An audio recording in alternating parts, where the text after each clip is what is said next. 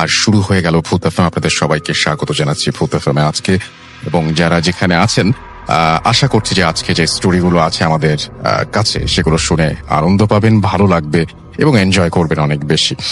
এখন যেটা করব সেটা হচ্ছে সরাসরি চলে যাব আমরা আমাদের প্রথম অতিথি হিসেবে আছেন আজকে আফনান ভাই, তার কাছে চলে যাব এবং তার কাছ থেকে একটা ঘটনা শুনে আসবো। আশা করছি যে এই ঘটনাটা আপনাদের অনেক বেশি ভালো লাগবে। চলুন শুরুতেই চলে যায় আফনান ভাইয়ের কাছে।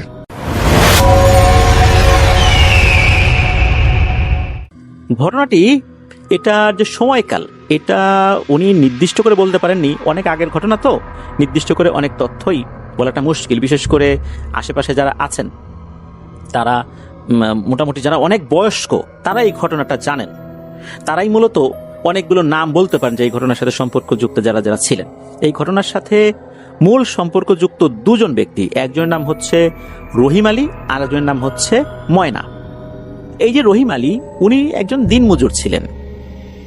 ওনার প্রথম সন্তান ময়না যখন জন্মগ্রহণ করার কয়েক বছরের মাথায় অসুস্থতা জনিত কারণে এই রহিম আলীর স্ত্রী আল্লাহর ডাকে সাড়া দিয়ে চলে যান। মেয়ের অযত্ন হবে, সৎ মায়ের ঘরে মেয়ে ভালো থাকবে না, এই চিন্তা করে রহিম আলী আর বিয়ে শাদী করেননি। নিজের মেয়েকে অনেক কষ্টে বড় করছিলেন। তো এইভাবে যেতে যেতে মেয়ের বয়স প্রায় 14-15 হয়ে গেছে, এমন একটা সময় হয়ে গেছে।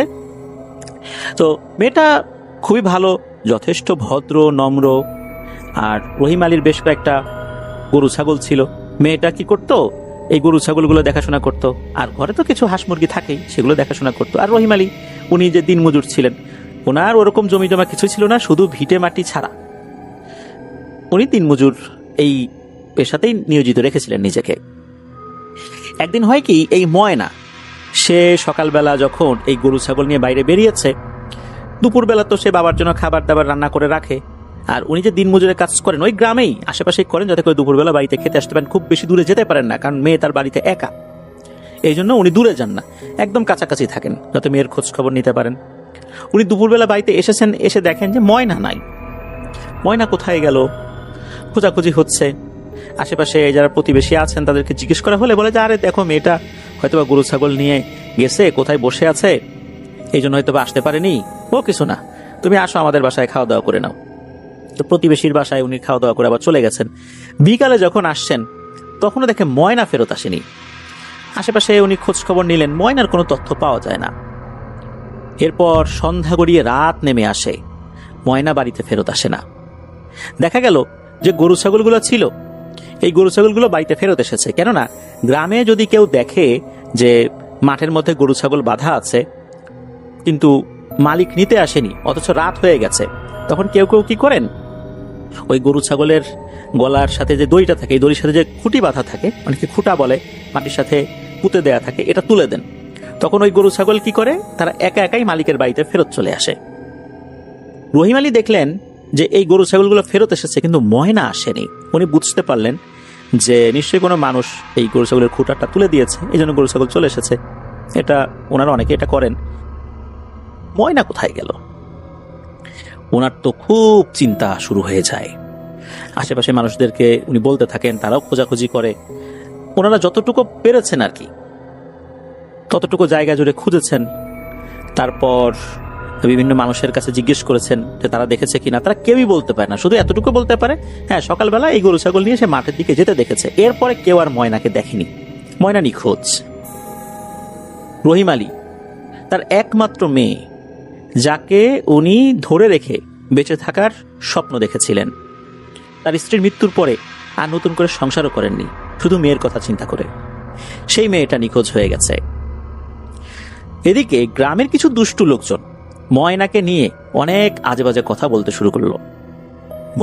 আর দেখো কোন ছেলের সাথে সম্পর্ক আছে, ভেগে চলে গেছে, এই ধরনের বিভিন্ন ধরনের কথা।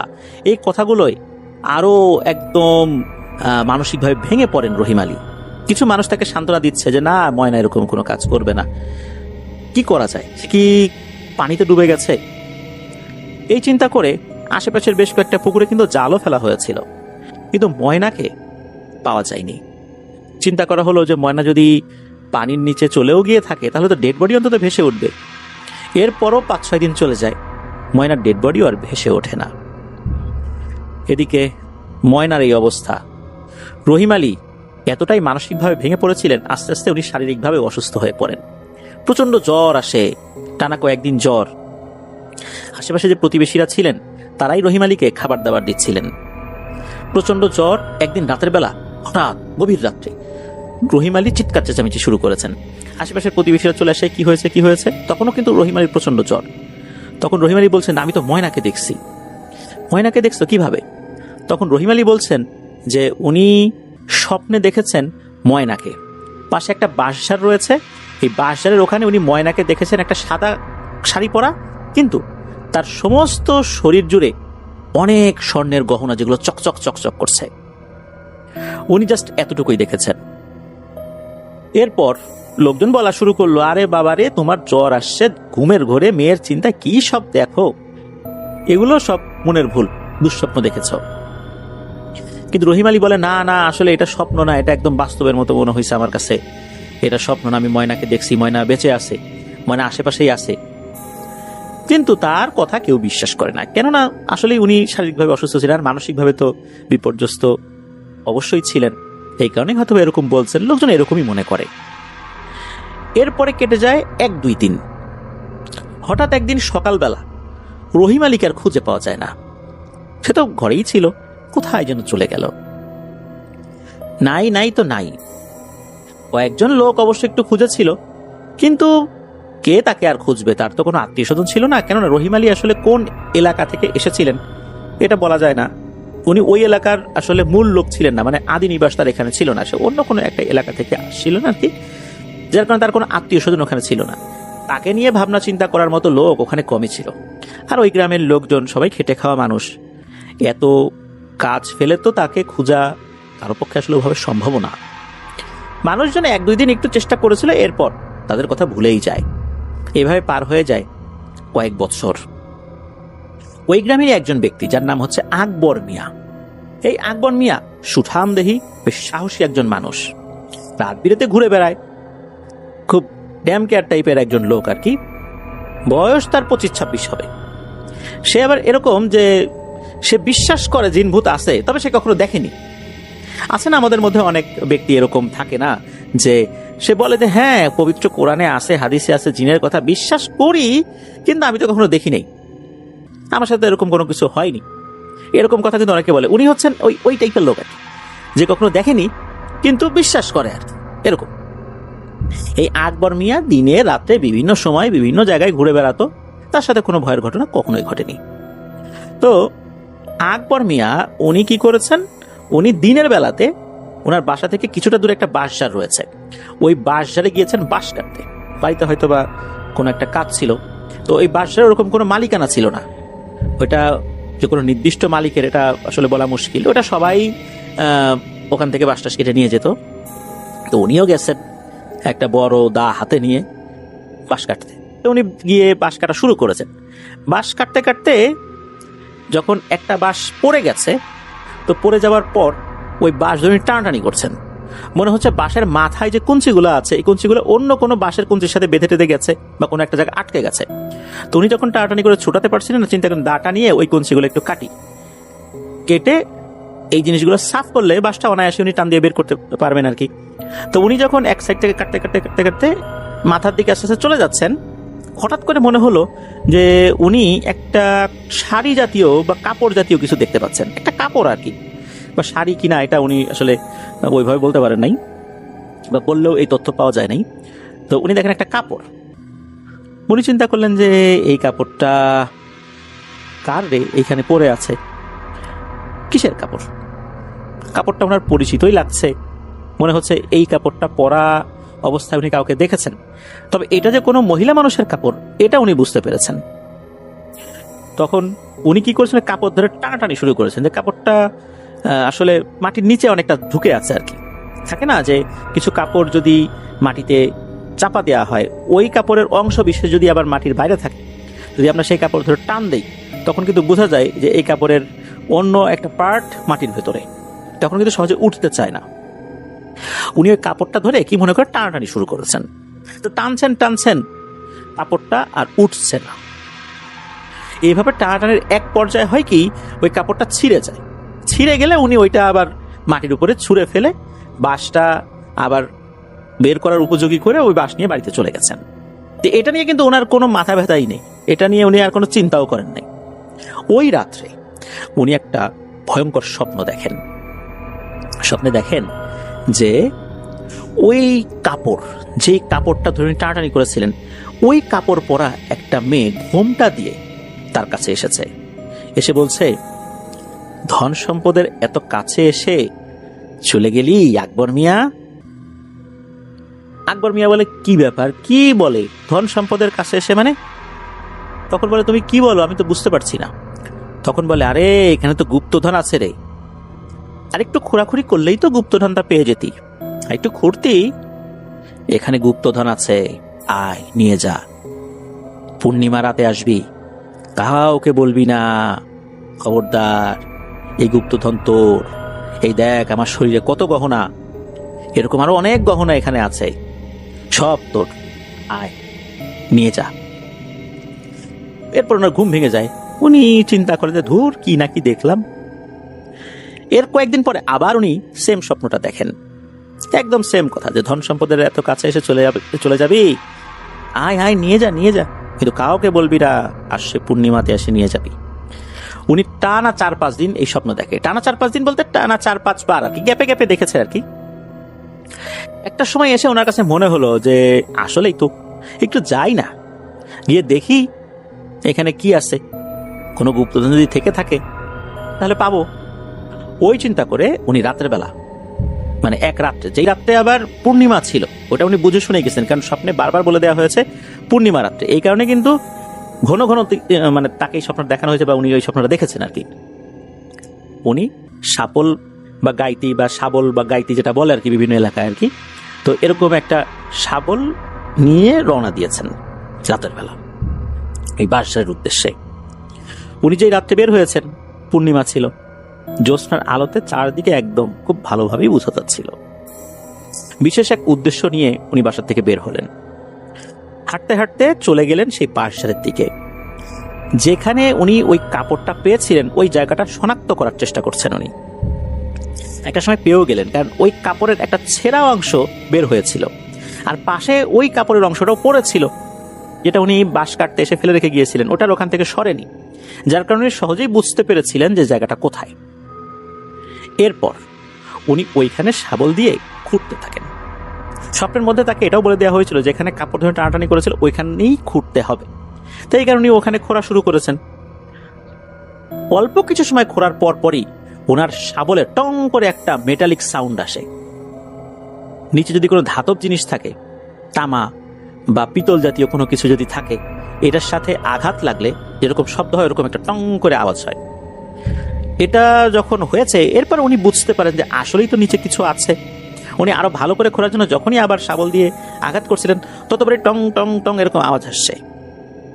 ওই সময় হঠাৎ করে বাঁশের ভিতরে বাতাস শুরু হয়ে যায়, তবে সেটা ঝড়ো বাতাস বলা মুশকিল, যে এমন বাতাস না সবকিছু একদম ভেঙে চুরে একাকার হয়ে যাচ্ছে, বিষয়টা এরকম না।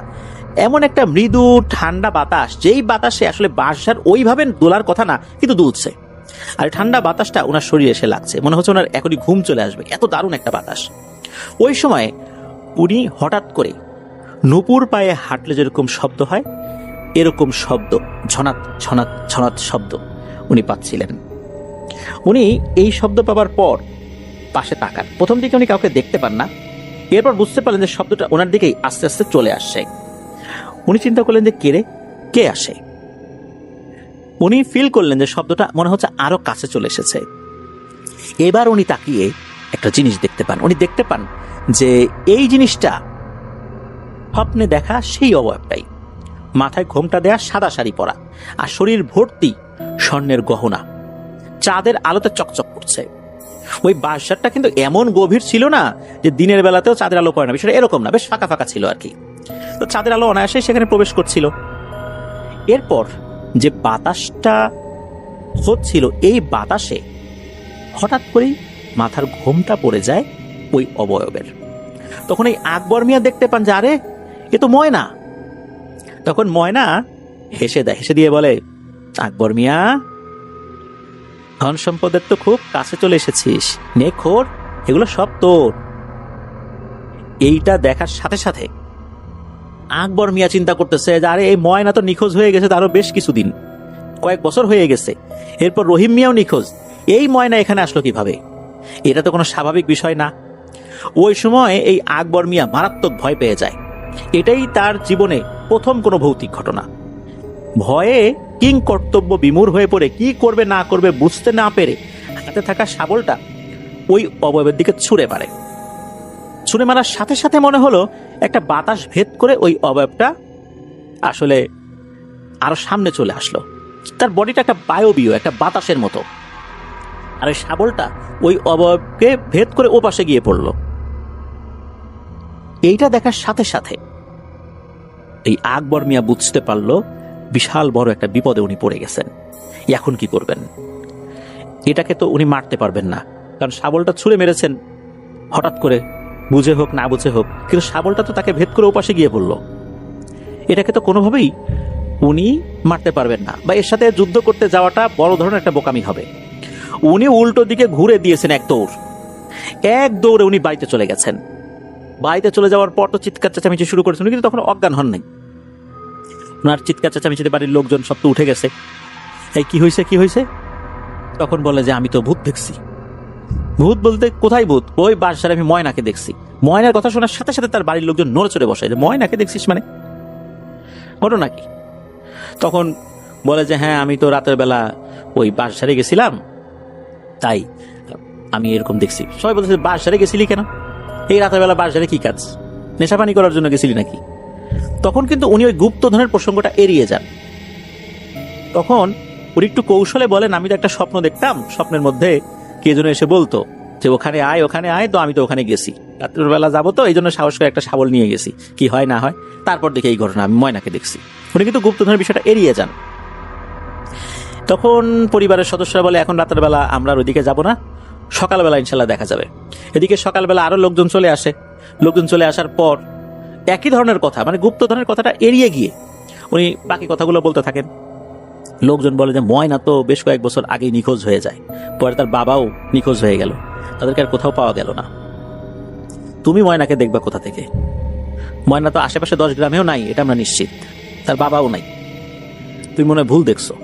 তখন বলে যে না, আমি ঠিকই দেখছি, আমি শাবল ছুঁড়ে মারছিলাম তার দিকে। তাহলে শাবল একটা প্রমাণ, এটা কিন্তু একটা প্রমাণ। তখন কি করেছেন, লোকজন বের হয়েছে ওই বাঁশঝাড়ের দিকে যাবার জন্য। বাঁশঝাড়ের দিকে যখন ওরা গিয়েছেন, যাওয়ার পর ওই যে কাপড়ের অংশ পরে থাকা বা এই জিনিসগুলো আসলে একটা আলামত হিসাবে ছিল, এর কিছুই ছিল না ওখানে। যে কাপড়টা ধরে উনি টানাটানি করেছিলেন, ছিঁড়ে গেল, ওটা ওখানে ফেলে রেখেছিলেন, পরে গিয়েও তো সেই কাপড়টা উনি ওখানে দেখেছেন, কিন্তু ওই লোকজন গিয়ে ওগুলো আর দেখে নাই। এদিকে শাবল খুঁজতে থাকে। ওই বাঁশঝাড় থেকে কিছুটা দূরে একটা বাজার রয়েছে, তো ওনারা খুঁজতে খুঁজতে ওই দিকে চলে গিয়েছেন। যাওয়ার পরে বাজারের একটা জায়গায় ওই শাবলটা পড়ে থাকতে দেখেন। তখন লোকজন বলে যে সে বলেছিল যে বাঁশঝাড়ের ওখানে সে গিয়েছিল, সেখানে শাবল ছুঁড়ে মেরেছে। সে যদি সর্বশক্তি দিয়েও ছুঁড়ে মারে, তারপরে তো এই বাজার পর্যন্ত আসার কথা নাই শাবলটা। হ্যাঁ, এটা সত্য, সে রাতের বেলা বাইরে বেরিয়েছিল। শাবলটা এখানে কিভাবে আসলো? তারা শাবলটা তুলে এবার বাড়িতে নিয়ে আসেন। এরপর আকবর মিয়াকে বলেন এই ঘটনা। এরপর গ্রামের একজন কবিরাজকে ডাকা হয়। এই কবিরাজ হচ্ছে সেই কবিরাজ যেই কবিরাজের কাছে এই রহিম মিয়াও গিয়েছিল ময়না নিখোঁজ হওয়ার পরে। কিন্তু এই কবিরাজ অনেক চেষ্টা করেও কোনো হদিস বার করতে পারেন নাই যে ময়না আসলে কি হয়েছিল, সে কি জীবিত আছে না মারা গেছে, তাকে জিনে নিয়ে গেছে নাকি সে মানুষ দ্বারা অপহৃত হয়েছে, এটাও কিছু বলতে পারে না। তো কবিরাজকে যখন আনা হয়, কবিরাজ আসেন, আসার পরে বলেন যে এই ঘটনা তো রহিম মিয়াও তো আমার কাছে আসছিল, আমি তো ময়নার কোনো খোঁজ খবর করতে পারিনি। আমার জীবনে এইটাই একটা বড় ব্যর্থতা, প্রথমবারের মতো আমি কোনো মানুষের কোনো তথ্য অনুসন্ধান করতে পারিনি। যদি মারাও গিয়ে থাকে তারপরেও তার জিনেরা তথ্য দেয় যে হ্যাঁ সে মারা গেছে, জিনে নিয়ে গিয়ে থাকলেও তার জিনেরা তথ্য দিতে পারে। কিন্তু এই একটা ব্যতিক্রম ঘটনা যে ময়নার সাথে আসলে কি হয়েছিল কোনো তথ্য পাওয়া যায়নি। এখন সেই ময়নার প্রসঙ্গই আবার চলে আসছে। উনি আবার খোঁজ খবর নেওয়ার চেষ্টা করেন যে ওখানে আসলে কিছু আছে কিনা। তার জিনেরা কোনো ধরনের তথ্য দিতে পারে না ওই বাসারে আসলে কোনো ঘটনাই ঘটেছিল কিনা। তার জিনেরা বলে যে আশেপাশে যে জিনরা আছে তারা নাকি রাতের বেলা কিছুই দেখেনি, এমনকি আকবর মিয়ার আসা যাওয়াও দেখেনি। তবে হ্যাঁ, আকবর মিয়ার চিৎকার শুনেছে, এতটুকুই। তারা এর বাইরে কিছুই বলতে পারে না। আর অন্য কোনো অশরীরীকে জিনেরাও দেখেনি। কবিরাজ তো অবাক হয়ে যায় যে কি ধরনের একটা বিষয়। তার কোনো তথ্যই পাওয়া যায় না। কি এক ভয়ঙ্কর মায়াজাল। তখন ওই কবিরাজ বলেন যে আসলে পৃথিবীতে অনেক রহস্যময় ব্যাপার থাকে, যেই রহস্যের ভেদ আল্লাহ ছাড়া কেউ করতে পারেন না। জিনেদের মধ্যে এমন শক্তিশালী অনেক প্রজাতি রয়েছে যারা এমন এক মায়াজাল সৃষ্টি করতে পারে যেগুলো জিনেরাও ভেদ করতে পারে না। হতে পারে এটা এমন কিছু। এরকম কথাবার্তা যখন বলে তখন গ্রামের লোকজন বলে, ধুর মিয়া, এসব ভাওতাবাজি বাদ দেন, আপনি পারবেন না বললেই তো হয়, জানেন না বললেই তো হয়। এখন এই সমস্ত কথাবার্তা বলতেছেন যাতে করে আমরা এটা বিশ্বাস করি, বিশ্বাস করে আবার আপনার কাছে যাই, আপনার ব্যবসা বাণিজ্য চলতে থাকুক। পারেন না বললেই তো হয়, এত ঘুরাই বেসায় কথা বলার দরকার আছে কোনো? কবিরাজ আসলে মানুষকে বোঝাতে সক্ষম হন না। মানুষ মনে করেন যে কবিরাজ নিজের একটা ব্যর্থতা ঢাকার জন্য এই ধরনের কথা বলতেছেন। তখন উপস্থিত কয়েকজন বলেন যে এই কবিরাজকে দিয়ে কাম হবে না, আর একজন লোক আছে, তার কাছে যেতে হবে। গ্রামীণ ভাষায় তাদেরকে কেউ কেউ কিন্তু ফকিরও বলে থাকেন, বেশ বয়স্ক একজন ফকির। সেই ফকিরকে ডেকে আনা হয়। তো সেই ফকিরকে যখন ডেকে আনা হয়, তো ফকির এসেও কিন্তু সেম ঘটনা, সে কিছুই বলতে পারেন না। শুধু এই আকবর মিয়াকে ঝাড়ফুঁক করে দিয়ে যান এবং বলে দেন যে সন্ধ্যার পর যেন আকবর মিয়া বাড়ির বাইরে বের না হয়, এতটুকুই, এর বাইরে আর কিছু না। তো এই ধরনের বিষয়গুলো যখন আকবর মিয়াকে পরামর্শ দেওয়া হয়, আকবর মিয়া সেগুলো মেনে চলছিলেন। কিন্তু সমস্যা বেঁধে গেল আর একটা। রাতের বেলা আকবর মিয়া স্বপ্নে ময়নাকে দেখতেন, ঠিক সেম রূপে, একটা সাদা শাড়ি পরা, শরীরে অনেক অলংকার রয়েছে। তার কাছে আসতো আর বলতো, আকবর মিয়া, ধন সম্পদটা তো নিতে পারলি না, এখন তো তোর জীবনটা আমি নিয়ে চলে যাব। এরকম স্বপ্নে এসে হুমকি দিত। আকবর মিয়া চিৎকার চেঁচামেচি করত। সুঠাম দেহি আকবর মিয়া অল্প কয়েকদিনের ভিতরেই একদম শুকিয়ে যায়। মনে হচ্ছে তার শরীরের ভিতরে থাকা সবকিছু কেউ শুষে নিয়ে যাচ্ছে, তার রক্ত শুষে নিয়ে যাচ্ছে, তার যে ভিতরের অর্গানগুলো রয়েছে সেই অর্গানগুলো থেকেও মনে হচ্ছে জীবনী শক্তি শুষে নিয়ে যাচ্ছে। এতটা শুকিয়ে যায় মাত্র 7-8 দিনের ব্যবধানে। এক সন্ধ্যায় আকবর মিয়া চিৎকার চেঁচামেচি শুরু করেছে।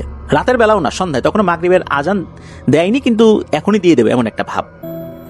বাড়ির লোকজন চলে আসে। সে বাড়ির ঘরের বারান্দার উপরে পাটি বিছিয়ে তাকে আসলে শুয়ে রাখা হয়েছিল, সে ওখানে শুয়েছিল। সে চিৎকার করছে। বাড়িতে থাকা ওই সময় যারা মহিলারা ছিলেন, আকবর মিয়ার মা, অন্য যারা আছেন আর কি, তারা চলে আসে। বাবা কি হয়েছে, কি হয়েছে? বলে যে আমার বুকের উপর ময়না উঠে বসছে, আমার বুকের উপর প্রচন্ড চাপ দিচ্ছে, আমি মনে হয় বাঁচবো না। এই বলে সে ছটফট করতে থাকে। তার মা বোন দ্রুত সরিষার তেল নিয়ে তার হাতে পায়ে ঘষতে থাকে, মাথায় ঘষতে থাকে। মাত্র কয়েক মিনিটের মধ্যে সে ছটফট করতে করতে পৃথিবীর মায়া ত্যাগ করে আল্লাহর ডাকে সাড়া দিয়ে চলে যান। এরপর আবার কবিরাজ নিয়ে আসা হয়েছিল, সেই বৃদ্ধ কবিরাজকে, যিনি পরে এসেছিলেন আর কি। উনিও এটার কোনো সুরাহা দিতে পারেননি যে আসলে ঘটনাটা কি, ময়নার সাথে কি হয়েছিল, রহিম মিয়ার সাথে কি হলো, আর এই যে আকবর মিয়া যে মারা গেলেন তার ব্যাপারটাই বাকি। তার লাশ দাফন করার আগেই কিন্তু ওই কবিরাজকে নিয়ে আসা হয়েছিল। গ্রামের লোকদের আশা ছিল হয়তো কবিরাজ এসে ঝাড়ফুঁক করে কিছু একটা করতে পারবেন। অনেক সময় এরকম হয় যে হৃদস্পন্দন বন্ধ থাকে, এরকমই চিন্তা করেছিলেন। আসলে মা বাবার মন, তার নিশ্চয়ই তাদের সন্তানকে এভাবে কবরস্থ করতে চাইবেন না।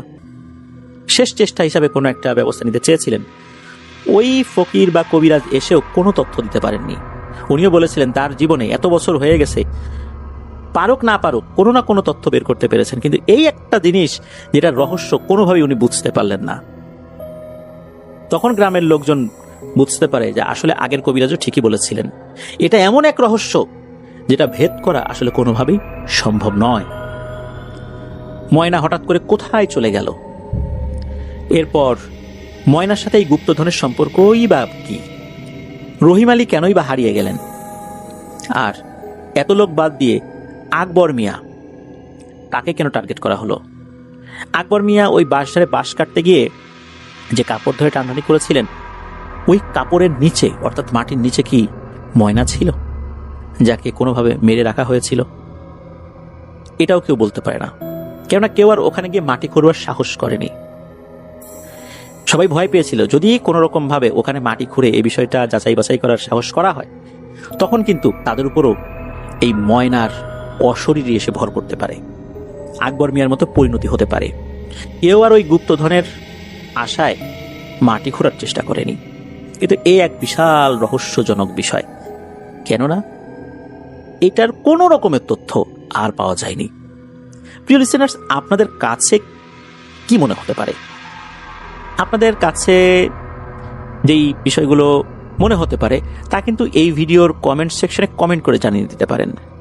আপনাদের কি মনে হয় যে এটা হতে পারে, ওটা হতে পারে, আপনারা জানাতে পারেন।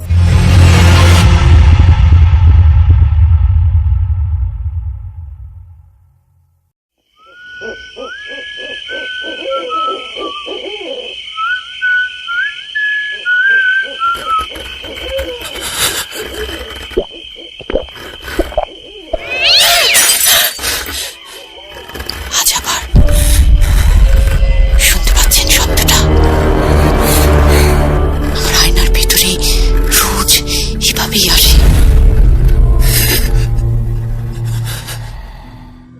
আমি মোহাম্মদ হারুনুর রশিদ, আমি দক্ষিণ বনশ্রী থেকে আসছি। তো আমি সরাসরি আমার প্রথম ঘটনায় চলে যাচ্ছি। তো আমার বাড়ি উত্তর পাশে, মানে একদম ফাঁকা জায়গা। ওখানে দুই ধারে হচ্ছে আবাদি জমি, মাঝখান দিয়ে রাস্তা। কিন্তু একটা জায়গা আছে যেখানে আপনার আমাদের আঞ্চলিক ভাষায় সেটাকে শেওড়া গাছ বলে, ঝোপের মতো, মানে মন্ডু ছাড়া যেরকম আর কি, ওইরকম। এই জায়গাটা নিয়েও অনেক ঘটনা প্রচলিত আছে। যেমন 12টার পরে, একটা জোহরের আজানের আগ পর্যন্ত ওইখান দিয়ে কোনো লোক একা যাতায়াত করলে বা দুইজন থাকলেও সমস্যা নাই, দেখা যেত যে এক এক সময় এক এক রকম ঘ্রাণ আসতো। আবার আসর নামাজের পর মাগরিবের আগ পর্যন্ত সেম একই কাহিনী, মানে ওই জায়গায় নিয়ে অনেক ঘটনাই আছে আর কি। তো যাকে নিয়ে এই ঘটনা, উনি আমার কাকা। আমার কাকা ছোটকাল থেকেই মানে ওনার ইচ্ছা যে কবিরাজি শিখবে আর কি, জারফুক। তো এর জন্য মানে ওনার ওস্তাদ বলছিল যে তুমি রাত্রিতে তোমার বাড়ি ব্যতীত অন্য কোথাও থাকতে পারবা না। তো আমার কাকা যখন কাকার শালির বিয়ের সময় কাকা যায় ওইখানে। যাওয়ার পরে বিয়ের অনুষ্ঠানে মোটামুটি লোকজন খাওয়ানো দাওয়ানো থেকে শুরু করে যাবতীয় যা কিছু করা লাগে শেষ করতে করতে করতে করতে প্রায় রাত্রি 2:30 মতো বেজে যায়। কিন্তু কাকার তো বাড়িতেই থাকতে হবে। পরে কাকা মানে সাইকেল, তখন সাইকেলের যুগ ছিল, তো সাইকেল নিয়ে মানে চলে আসবে আর কি। 3টার দিকে রওনা দিয়েছে ওইখান থেকে। রওনা দেওয়ার পর যখন ওই গাছটার ওইখানে আসছে, মানে দুই পাশে তো শুধু আবাদি জমি, কোনো বাড়িঘর নাই। আসার পর মনে হয়েছে যে কে যেন কাকার সাইকেলটাকে মানে রাস্তার মাঝখান থেকে মনে হয় 3-4 হাত উপর দিকে উঠাইয়া মানে রাস্তার নিচে ফালাই দিছে, ওই আবাদি জমির উপরে ফালাই দিছে। মানে কাকা বুঝেই উঠতে পারে নাই যে কি ঘটে গেল মানে তার সাথে। পরে অনেক কষ্টে সাইকেলটা টেনে হেঁচড়ে রাস্তায় উঠাইছে। উঠানোর পর এখন আর সাইকেল চালায় আসার মতো মানে অবস্থায় কাকা নাই, চালাইতেই পারতেছে না। সাইকেলটা মনে হচ্ছে যে 4-5 মন ভারী হয়ে গেছে। পরে কাকা কষ্ট করে এই সাইকেল মানে হাত দিয়ে টেনে টেনে টেনে টেনে বাড়ি পর্যন্ত নিয়ে আসছে। নিয়ে এসে সেটা বারান্দাতে রাইখা, কারোর সাথে কোনো কথাও নাই, কিচ্ছু না, রুমে যায় শুয়ে পড়ছে। শোয়ার পরে সকাল থেকেই কাকার অদ্ভুত আচরণ, মানে কেমন যেন ভাষায় কথা বলতেছে, এক এক সময় এক এক রকম কথা বলতেছে, গালিগালাজ করতেছে, এরকম আর কি। মানে এটা যে আমাদের কাকার ভাষা এরকম না বা ব্যবহার এরকম না। তো বাড়ির লোকজন ভাবলো যে এটা অস্বাভাবিক কিছু। তখন আমাদের এলাকার যিনি মসজিদের মুয়াজ্জিম, মরহুম হাকিম আলী নানা, তো উনি তখন আর কি কবিরাজি করতেন। এরকম জিন বা কিছু আসর করলে সেই দেখতো আর কি, এগুলো সারাইতে দূর করতো। পরে আমার কাকারে মানে 3-4 জনে ধরে রাখা যাইতেছে না, এরকম শক্তি ওনার শরীরে। তারপরেও জোর করে পশ্চিম দিকে মাথা দিয়ে পূব দিকে পা দিয়ে মানে শোয়া রাখছে। রাখার পরে নানারে খবর দিয়ে নিয়ে আসছে, নানারে যে এরকম এরকম যে অমুকের সমস্যা। তো নানা আসছে, এসে সেরা এদিকে 4 জনে কিন্তু দুই পা এবং 2 হাত ধরে রাখছে। নানা মাথার পাশে বৈশা মানে কি একটা তেল নিল আর কি, তেল নিয়ে 2 পাশে ধরছে, মানে কানের উপরে মাথার 2 পাশে ধরছে। ধরার পর একটা ফু দিছে। দেওয়ার পরেই এমন ভাবে কাকা থুতুটা দিছে, থুতুটা যায় আমার নানার কপালে লাগছে আর কি, কপালে পড়ছে। মানে কিভাবে থুতুটা দিছে যে কপালে যায় লাগছে, এটা মানে আমি বুঝতে পারলাম না। পরে নানা বলল যে এটা আমার দ্বারা হবে না। তো আরেকটা কবিরাজের নাম বলল। তো ওই কবিরাজের অরিজিনাল নাম আমি জানি না, কিন্তু ওনার ডাক নাম ছিল তফিল নাফিত। মানে উনি মাথার চুল কাটাইতো আর কি, বাজারে বাজারে যেরকম লম্বা ছিল ওরকম ছিল শুকনা। উনি সবসময় পাঞ্জাবি পরে থাকতো এবং দাড়িগুলো ছিল লম্বা লম্বা। তো উনারে দেখে আমরা ভয় পাইতাম সবাই। তো ওনার নামটা বলার পরে যখন উনি আসছে, আসার পর পা দিয়ে একটা বৃত্ত আঁকাইছে, আঁকানোর পরে বলতেছে যে ওরে তোমরা যে ধৈরা শুধু এই বৃত্তের ভিতরে মানে আনো। পরে জোর জবরদস্তি কইরা ধৈরা কাকারে ওই বৃত্তটার ভিতরে আনছে, তাই না? তো তখন বলছে সবাই যে ছাইরা দাও, ও আর এখন এখান থেকে বের হইতে পারবে না। পরে সবাই ছাইরা দিছে, দেওয়ার পরে ওই তৌফিল নাভিদ মানে শুরু করছে আর কি, ঝাড়ফুঁক শুরু করছে, কথাবার্তা বলতেছে তখন তার সাথে। পরে জিজ্ঞেস করছে যে তুই তারে কেন কষ্ট দিতেছিস। তো তখন আর কি ওই কাকার কণ্ঠে আর কি ওই জিনটা বলতেছে কি যে আমি রাস্তায় মানে শুয়েছিলাম, ওই আমার উপর দিয়ে সাইকেল উঠিয়ে দিল ওকে, মানে গরমের দিন ছিল তখন, যে আমি রাস্তায় শুয়েছিলাম আমার উপর দিয়ে সাইকেল উঠিয়ে দিল, এই জন্য মানে আমি পরে রাস্তার দিকে ফালাই দিছি এবং ওরা ওপরে বর করছি। পরে বলতেছে যে ওইখানে তো তোর শোয়ার জায়গা না, মানে এরকম কথা চলতেছে আর কি, অনেক কথা চলতেছে, যাবো না। কিন্তু তখন ওই সময়ে নাম করা কবিরাজ ছিল আর কি তৌফিল নাভিদ। তো উনি মানে শেষ পর্যন্ত রাজি করাইছে যে চলে যাবে। এখন বলতেছে তুই যে চলে যাবি তার প্রমাণ কি? পরে বলতেছে আচ্ছা ঠিক আছে আমি প্রমাণ দিয়ে দেবো। আসলে ঘটনাটা মাঝখানে একটু কথা বলি যে এরকম প্রমাণ চাওয়াটা মানে আমি যা মনে করি যে উচিত না। কারণ যখন ওই কাকার শরীর থেকে ওই জিনটা চলে যায়, একটা মানে আমাদের বাড়িতে অনেক পুরাতন গাছ ছিল, অনেক গাছ ছিল, আম গাছ, জাম গাছ এগুলা। আর কাকায় কবুতর পালতো, কবুতরের বাক্সগুলা ছিল টিনের বাড়িতে বারান্দার ভিতরে। একটা কুড়াল, যারা গাছ কাটে দেখবেন কুড়ালগুলা মানে মিনিমাম 3 কেজি 4 কেজি ওজন হয়। এই কুড়াল দিয়ে যদি আপনি টানা 15 থেকে 20 মিনিট সময় মানে একটা ডাল কোপান, তাহলে কাটতে যতটুকু সময় লাগবে এরকম একটা ডাল মানে ভাঙ্গা ওই বারান্দার উপরে কইরা কবুতরের যে বাক্স ছিল এই বাক্স টাক্স ভাঙ্গা মনে করেন যে বারান্দার অবস্থা শেষ হয়ে গেছে। হওয়ার পরে আপনার ওই জিনটা চলে গেছে আর কি। চলে যাওয়ার পরে মানে কাকা যখন সুস্থ হয়েছে, হওয়ার পরে কাকার কাছ থেকে কিন্তু এইগুলো শুনছি। আর যে ঘটনাগুলো ঘটছে এগুলো কিন্তু আমার মানে চোখের সামনে ঘটা। এই ছিল আমার প্রথম ঘটনা। আর এখন আমি আমার দ্বিতীয় ঘটনায় চলে যাচ্ছি। দ্বিতীয় ঘটনাটা হচ্ছে আমার কাকাতো বোনের সাথে ঘটে। তার আগে একটু কথা বলে নেই, সেটা হচ্ছে আমার বাপ চাচারা 4 জন সবাই একত্রে এক বাড়িতেই থাকতেন। কিন্তু আমার ছোট কাকা বাজার মানে আমাদের বাড়ি আর বাজার প্রায় পাশাপাশি, 30 থেকে 40 সেকেন্ডের দূরত্ব হাঁটা পথ। তো কাকা চিন্তা করলো যে আমি বাজারে মানে বাড়ি করব। তো ওইখানে আবার কাকার দোকানও ছিল।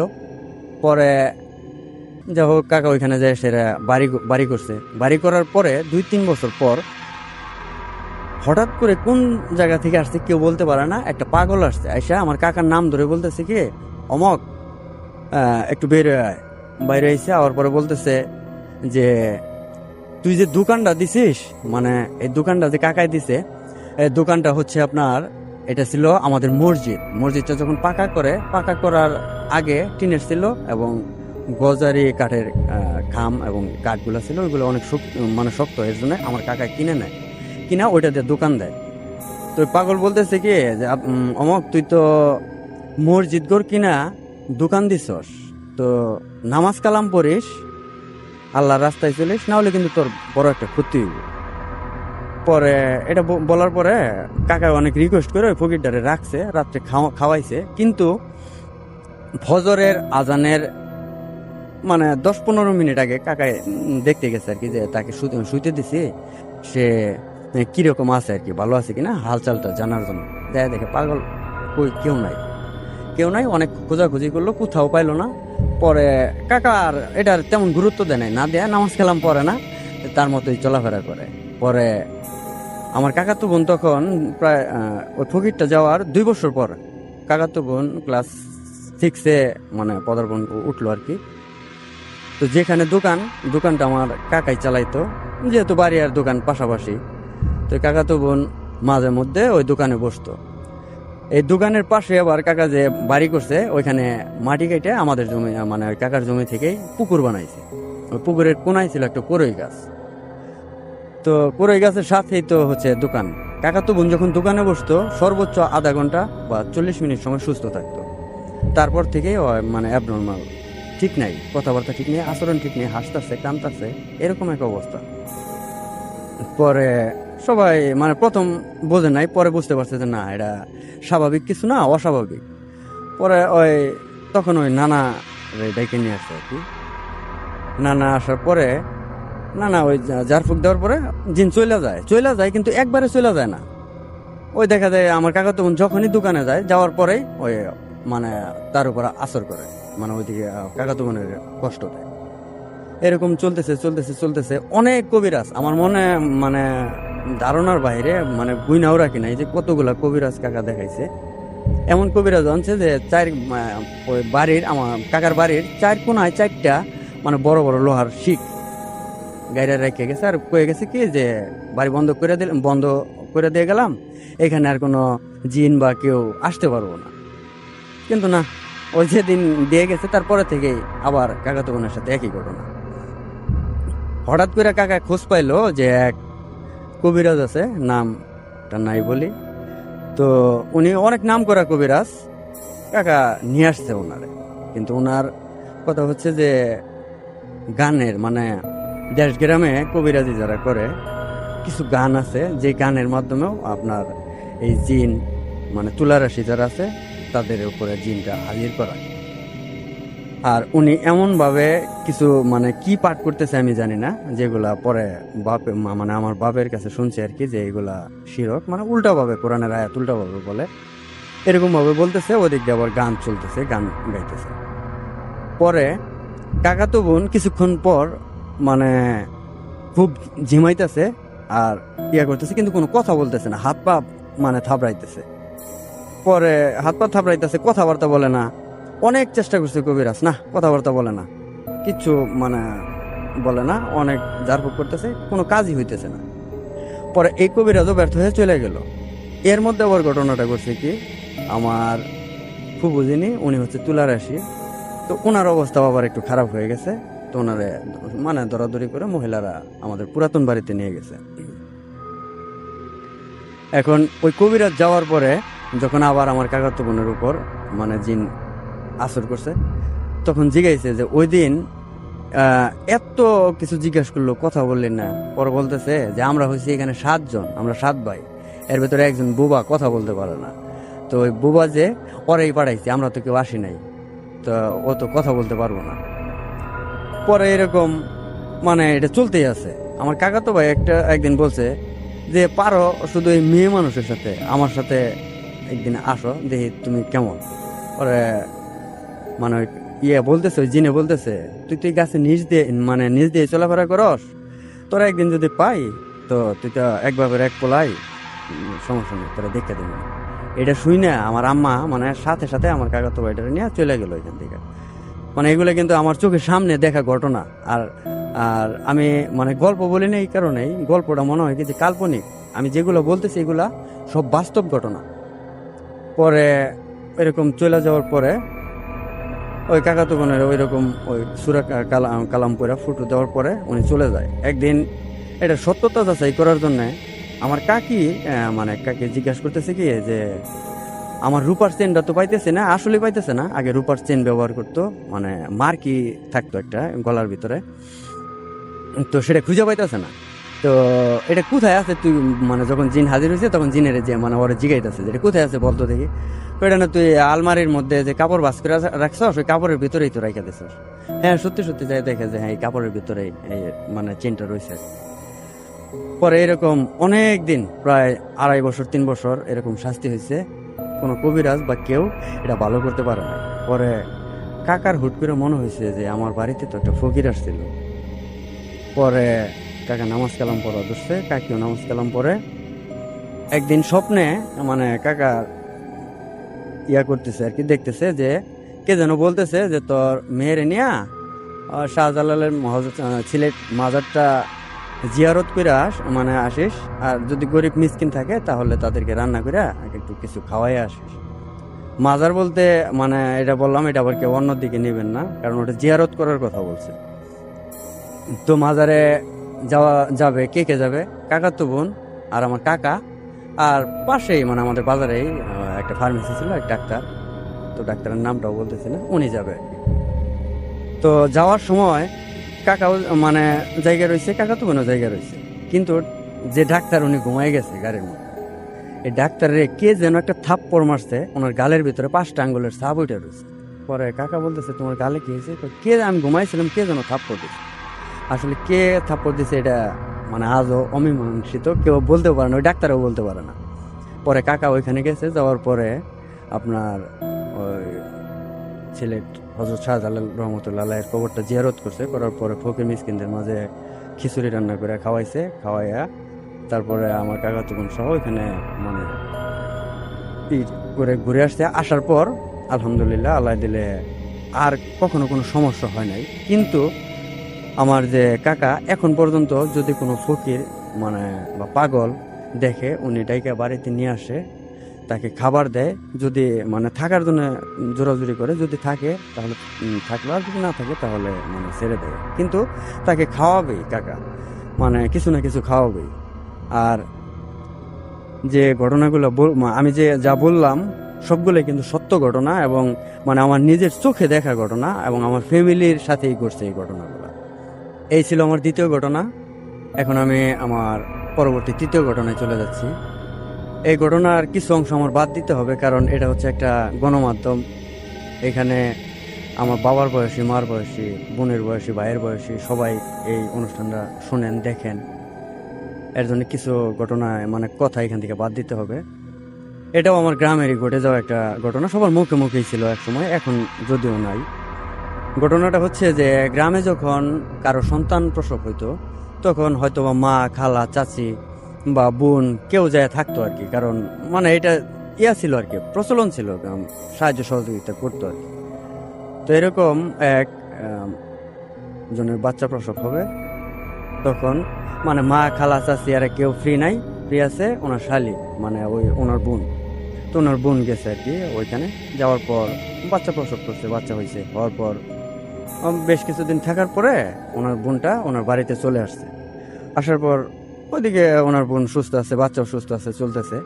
কিন্তু নির্দিষ্ট একটা সময় পর ওনার যে বোনটা ওইখানে গেছিল, সে একটা বাচ্চা প্রসব করে, যা মানে স্বাভাবিক নিয়মের বাইরে, মানে সমাজ যা গ্রহণ করে না। আশা করি আপনারা বুঝতে পারছেন, আর কিছু বললাম না।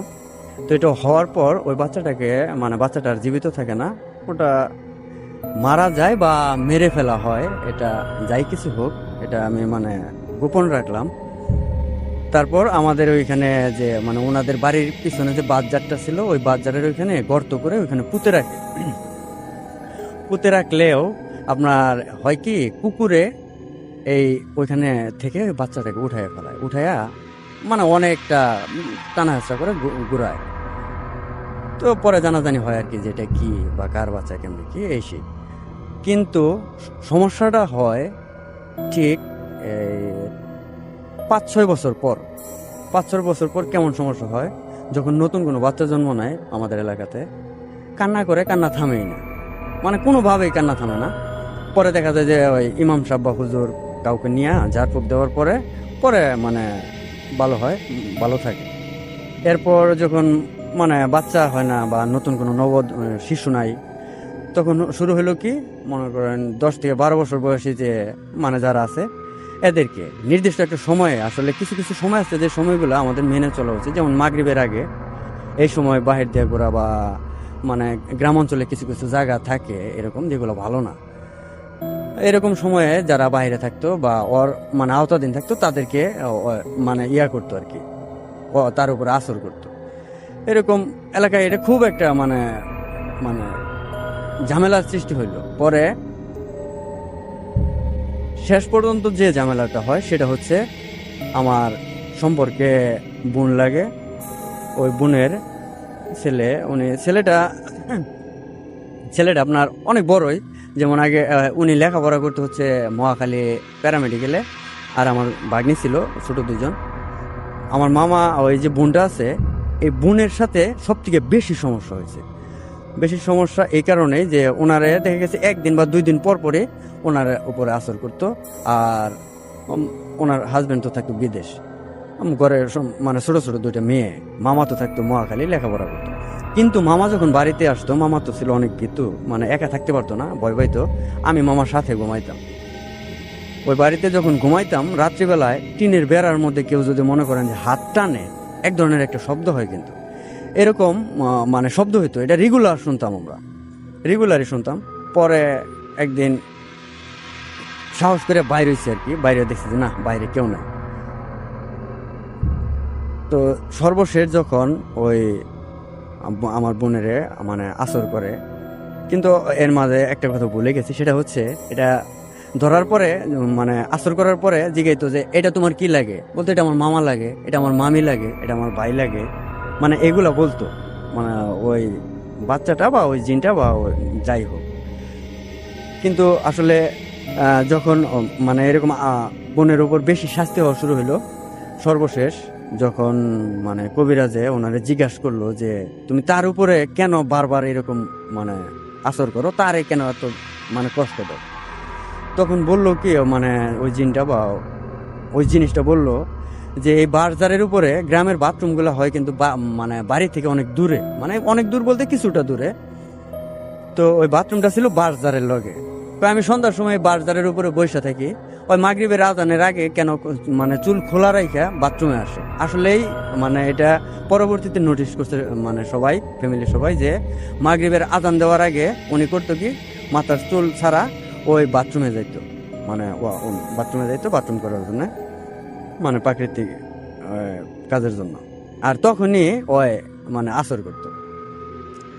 আর ওই বাড়িতে মানে আরেকটা কথা বলি এর মাঝখানে, ওই বাড়িতে এই ঢাকা গাজীপুর থেকেই কিছু লোক গেছিল বেড়াইতে, মানে ওই বাড়িতে না, ওনার মানে ওনার যে জাল আছে, মানে যাও বলে, ওই আমার যে মামার কাকাতো ভাইয়ের ফ্রেন্ড আর কি। তো যেহেতু এই বাসাটা ফাঁকা, ওনাদেরকে থাকতে দিছিল এই বাসায়। গরমের দিন তো জানালা খোলা রাইখা বারান্দার রুমে ঘুমাইছে, পাড়া দিছে জানালার ওইখানে। দেওয়ার পরে আপনার মাঝরাত্রে মানে 3টার দিকে, 2:30-3টার দিকে ওনার পা ধরে কে যেন এমন টান দিছে, মানে ওই ছেলেটা এমন ভয় পাইছে, এমন চিৎকার দিছে। দেওয়ার পরে আমাদের এলাকাতে 2-3 দিন থাকার কথা ছিল, ও 2-3 দিন থাকবো কি, সকালটা হওয়ার পরে সকালে ও নাস্তা করছে কি করছে না আল্লাহ মাহমুদ ভালো জানে। পরে মানে সকালবেলাতে উনি বাস ওইটা গাজীপুর চলে আসছে, আর থাকে না, মানে বাড়িটা এরকম ছিল। পরে ওই আমার ওই বোনটার যখন মানে কবিরাজে বললো যে এটা তো পার্মানেন্টলি কারোরে ধরে না বা কোনো ক্ষতি করে না, কিন্তু এরকম বিরক্ত করে সবাই রে, তো আপনার ফ্যামিলির যারা আছেন সবাই খেয়াল রাখবেন যেন উনি সন্ধ্যার সময় বাথরুমে না যায়। পরে থেকে সবাই খেয়াল রাখে যে বাথরুমে সন্ধ্যার দিকে আর বাথরুমে যাইতে দেয় না, বাথরুমে উনি যায়ও না, আর কোনো সমস্যাও হয় না। এখন আল্লাহর রহমতে মানে সুস্থ আছে, ওইটার উৎপাতটাও আর এখন নাই, কমে গেছে এলাকায়, এখন মানে একদম স্বাভাবিক। এই ছিল আমার 3য় ঘটনা। এখন আমি আমার 4র্থ ঘটনায় চলে যাচ্ছি, যে ঘটনাটা মানে এটা আসলেই খুবই ভয়ের এবং মানে একটু মর্মান্তিক। আমার মামার সাথে ঘটে যায়। আমার মামাটা হচ্ছে মানে আমার বাপের বড় যেজন, অনেকে চাচা বলে, আমরা জ্যাঠা বলি আর কি। তো ওই আমার জ্যাঠার সুমন্দি লাগে, মানে আমার জেঠি বলি না তো, আম্মা বলি, আমার বড় ভাই। উনি করতো কি, উনি ভ্যান চালাইতো। ভ্যানটা হচ্ছে আপনার পায়ের, এখন তো মানে অটো রিক্সা, অটো ভ্যান এগুলো ব্যাটারি চালিত, তখন পায়ে চালাইতো। আর আগে তো অনেক অভাব অনটন ছিল। আমার মামা আবার অনেক স্বাস্থ্যবান এবং শক্তিশালী এবং অনেকটাই সাহসী ছিল। পরে আমার মামা এই রাত্রি 2টা-3টা পর্যন্ত এই ভ্যান চালাইতো, পায়ের ভ্যান চালাইতো। এরকম ভ্যান চালাইতে চালাইতে চালাইতে চালাইতে একদিন আসতেছে ওই আমাদের বাড়ি থেকে, এটা উত্তর পাশে, মানে কাঁচা রাস্তা, তো মাটি কাঁচা রাস্তায় কিন্তু বৎসরে মানে ইউনিয়ন পরিষদ থেকে মাটি কাটে।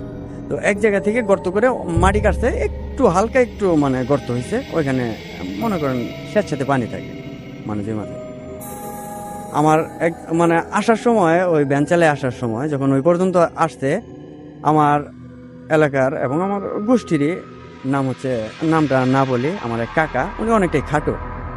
তো এই কাকার রূপ ধরে ওনার ভ্যানটা পিছন থেকে টান দিয়ে ধরে মানে টানতেছে, আর বলতেছে কি তোরা আজকে ভ্যান নিয়ে যাইতে দেবো না। আমার মামা বলতেছে কি যে দেখ মানে অমক, তুই যে ছোট্ট মানুষ, তোরে যদি ধরে আমি চিপ দেই তোরে কিন্তু মানে লেবুর রসের মতো মনে কর যে ই করে ফেলবো। তো তুই আমার ডিস্টার্ব করিস না, আমার সাইরা দে, আমি বাড়িতে যাবো গা, রাইত হইছে অনেক। পরে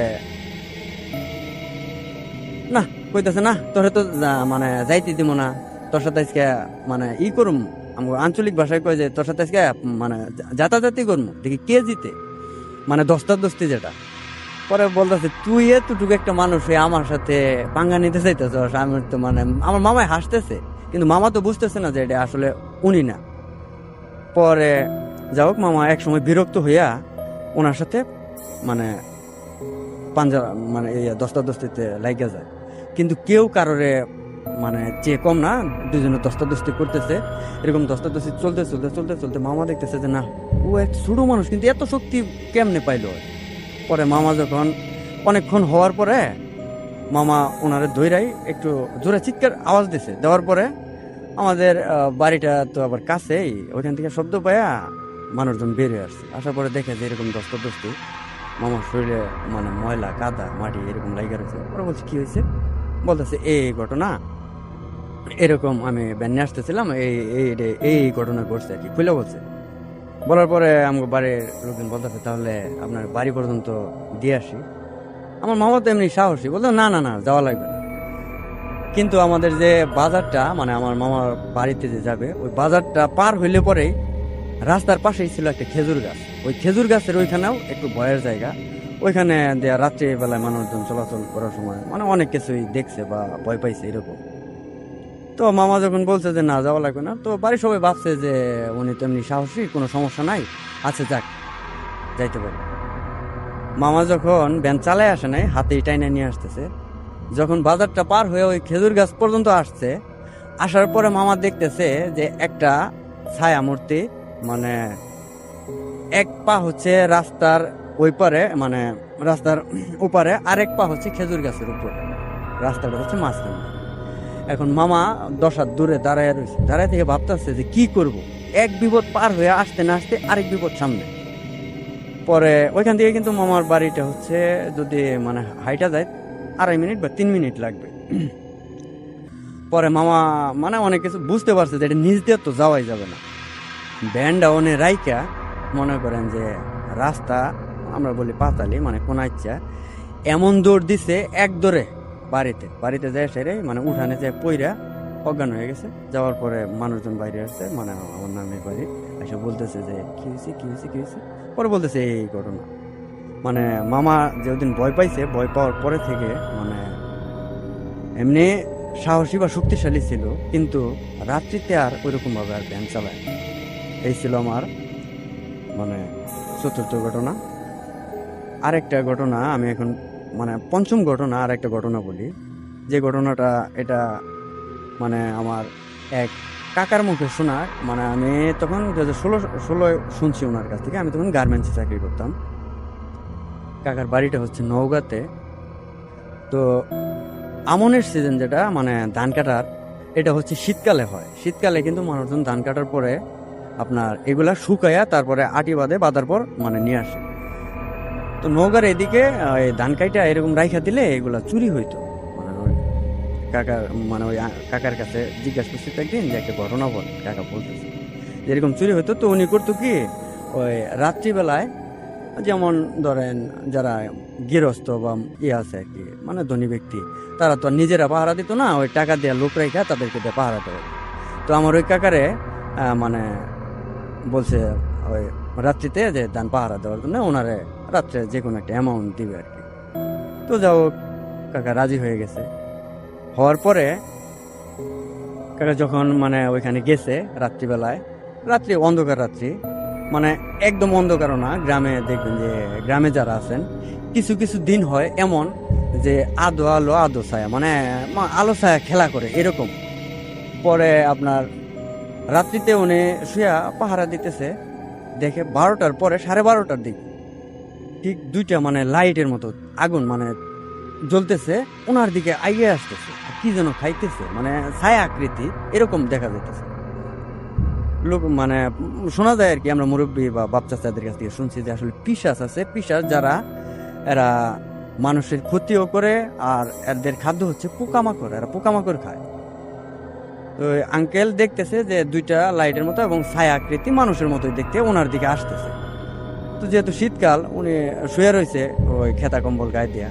তো ওইটা কাছে আসছে যখন, তখন দেখে যে একটা মেয়ে আকৃতির, কিন্তু মানুষ না, এটা মানুষ যে না সেটা বুঝতে পারছে। বাট এখন একা আমাদের ওইদিকে বন্ধ বলে, অনেক জায়গায় চক বলে, মানে যে যেখানে পাহারা দিতেছে।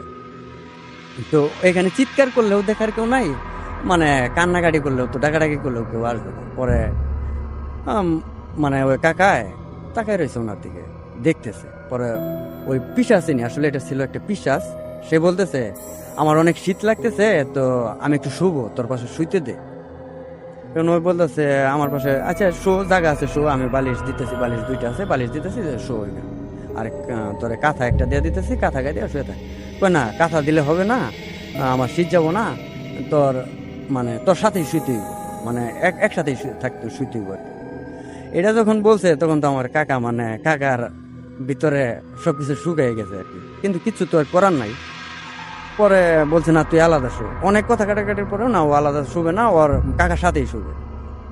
পরে কাকার সাথেই একসাথে শুইছে। শোয়ার পরে কাকা দেখতেছে যেটা এখানে শুয়াই কি যেন ধৈর্য আনে আর মুখে দেয় খায় চাবায়, মুখে দেয় খায় চাবায়, এরকম চাবাইতেছে খাইতেছে। পরে কাকারে জিজ্ঞাসা করতেছি কি তুই কি মিষ্টি বা কোনো কিছু খাবি? আমার কাকা বলছে না না না, আমি কিছু খাবো না, আমি খাওয়া দাওয়া করে আসছি। আসলে ওই সময় যদি আপনি বা ওই কাকা কিছু খাইতে চাইতো বা যেই খাইতে চাক, আপনি মিষ্টি খাইতে চাইলে মিষ্টি খাবেন, কিন্তু সকালবেলায় দেখবেন যেগুলো পোকামাকড়, মানে এরকম মানে শুনছি আমি আমাদের এলাকাতেই আরেক কাকার কাছে। পরে আপনার ওইখান থেকে এরকম ভাবে খাইতেছে, ওর সাথে কথা বলতেছে, কিন্তু কাকার পাশে যখন শুইছে কাকা মানে অনুভব করতেছে যে ওনার শরীরে চামড়া বা মাংস কোনো কিছু নাই, শুধু লোম আর লোম, লোমে ভর্তি এরকম মানে ওইটা। পরে এরকম থাকার পরে ফজরের আজান দেবে তার ঠিক মনে করেন 10-15 মিনিট আগে ওইটা আমি বলতেছি আচ্ছা ঠিক আছে তাহলে থাক, আমি চলে যাই। ওইটা যখন চলে গেছে, যাওয়ার পরে কাকা যে ভয় পাইছিল বা ওর সাথে যে রয়েছে, দুই চোখের পাতা একত্রিত করতে পারে না। কিন্তু ওইটা যখন চলে গেছে, যাওয়ার পরে কাকা যে ভয় পাইয়া মানে সেন্সলেস হয়েছে।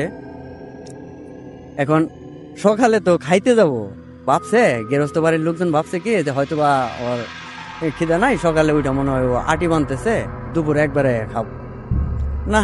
এরকম দুপুর 1টা বাজে গেছে, 2টা বাজে গেছে, কোনো খোঁজপাত্তা নাই ওনার। পরে গেরস্ত বাড়ির লোকজন আসছে, আইসা সেটা দেখে যে ওই যে মানে যেখানে শুয়েছিল বিছানা করে ওইখানে সেন্সলেস অবস্থায় পড়ে রয়েছে। পরে ডাইকে উঠাইছে, উঠানোর পরে জিজ্ঞাসা করছে যে কি হয়েছে। পরে বিস্তারিত খুলে বলছে আর কি যে এই ঘটনা ঘটছে আমার সাথে। তারপর ওই কাকা মানে রাত্রিতে তো আর কোনো দিন কোনো জায়গায় কারো মানে দেয় নাই, বদলি দেয় নাই বা কাজ করে নাই, এবং কি গ্রামে আর থাকেই নাই, উনি শহরে চলে আসছে। পরে গার্মেন্টসের চাকরি নিছে, লোডারের চাকরি করে আর কি, লোডারের চাকরি করতে। তো ওনার নিজের মুখে মানে বলছে, আমি শুনছি এই ঘটনাটা। তো এটাও একটা বাস্তব ঘটনা। আর এই ছিল আমার মানে সর্বশেষ ঘটনাটা মানে আমার ঘটনাগুলো যে বললাম আপনাদের কাছে কেমন লাগছে আমি জানি না, কিন্তু সবগুলাই বাস্তব ঘটনা। আর কেউ বলবেন না যে গল্প, আসলে গল্প বললে পরে হয় কি, গল্প শব্দটা হচ্ছে আমার কাছে যা মনে হয় এটা হচ্ছে কাল্পনিক। আর ঘটনা যখন আমরা বলি, যে কোনো উপস্থাপক মানে আমরা যারা আছি আর আপনার শ্রোতা যারা আছেন শোনেন, সবাইকে বলতেছি, ঘটনা বললে যে এটা ঘটছে, আর গল্প বললে আমার কাছে মনে হয়, আপনাদের কাছে নাও মনে হতে পারে, যে গল্পটা মনে হয় কাল্পনিক, এটা বানিয়ে মানে অন্যরকম লাগে আমার কাছে। আর যখন বলি যে ঘটনা, হ্যাঁ এটা ঘটছে, এটা ঘটছিল এরকম। তো আশা করি আপনাদের কাছে গল্পগুলা ভালো লাগছে। তো সবাই আমার জন্য দোয়া করবেন, আপনাদের জন্য দোয়া এবং ভালোবাসা অবিরাম। আসসালামু আলাইকুম।